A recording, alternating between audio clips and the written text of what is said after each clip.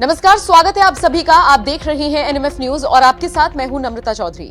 दिल्ली की सियासत में दिन पर दिन उछाल आ रहा है। वजह आप जानते ही हैं, मुख्यमंत्री साहब खुद जेल की सलाखों के पीछे हैं। 15 अप्रैल को उनकी न्यायिक हिरासत का जो पूरी मियाद थी वो पूरी हो रही है और देखना दिलचस्प रहेगा कि ये मियाद आगे बढ़ेगी या फिर उनको राहत मिलेगी। लेकिन इन सबके बीच क्या आपने सोचा है कि आम आदमी पार्टी के वो नेता, केजरीवाल के वो सिपाही जो अक्सर उनके साथ फ्रेम में नजर आते थे, वो अब इस मुश्किल घड़ी में कहां चले गए हैं? जैसे सबसे पहले बात कर लेते हैं राघव चड्ढा की।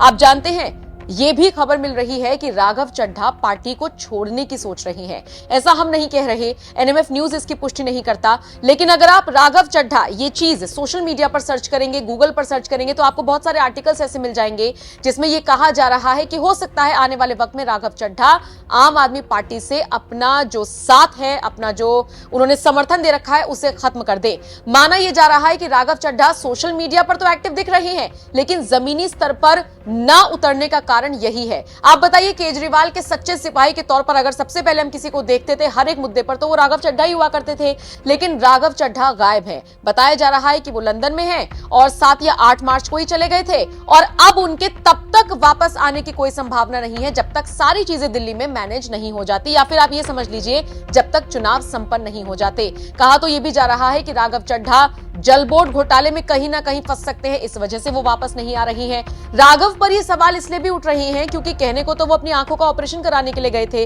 आंखों की सर्जरी कराने के लिए गए थे, लेकिन कोई भी ऐसी तस्वीर सामने नहीं आई जिससे इस बात की पुष्टि हो सके। फिर दूसरी बात, ये ऑपरेशन कितने दिन चलेगा, वो बाहर क्यों नहीं निकल रहे? और अगर धूप से उनको दिक्कत है तो फिर वो चश्मा लगाकर या किसी भी तरीके से कोई भी इन्वॉल्वमेंट उनका क्यों नहीं दिख रहा, ये सवाल उठता है। इसके अलावा अगर आप उनके एक्स प्लेटफॉर्म पर देखेंगे तो भी वो वहां पर बहुत ज्यादा एक्टिव नजर नहीं आ रहे हैं और इसीलिए कहा जा रहा है कि राघव चड्ढा तो वहां पर अपना कुछ सेटलमेंट करने के लिए गए हुए हैं। केजरीवाल से, आम आदमी पार्टी से वो किनारा करने के मूड में है, नेगोशिएशन चल रहा है।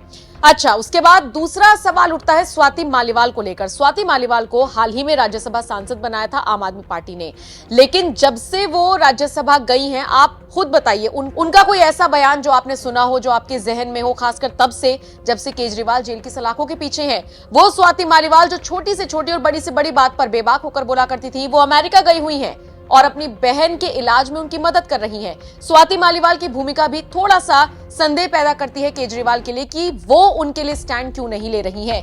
ये तो सिर्फ 2 सांसदों की बात हुई, 10 में से ऐसे 7 सांसद हैं जो मुखर होकर नहीं बोल रही हैं। 2-3 हैं जो आगे आकर बात कर रही हैं, जिनमें संजय सिंह प्रमुख तौर पर बड़ा नाम है। लोगों को ऐसा लग रहा है, सोशल मीडिया पर इस पर बात भी चल रही है कि ये सारे सांसद केजरीवाल से इसलिए दूरी बना रही हैं ताकि कल को ये ना फंस जाएं। जैसे बात कर लेते हैं बलबीर सिंह सीचेवाल की, वो भी दूर हैं। राज्यसभा सांसद हैं सीचेवाल, लेकिन विरोध प्रदर्शन से दूर हैं।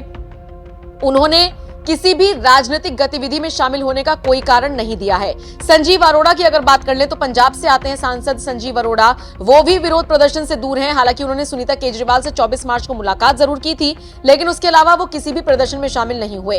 फिर अशोक कुमार मित्तल, वो अजीब बहाना बना रहे हैं। वो कह रहे हैं मुझे आमंत्रित नहीं किया गया विरोध प्रदर्शन के लिए और इसलिए मैं नहीं जा रहा।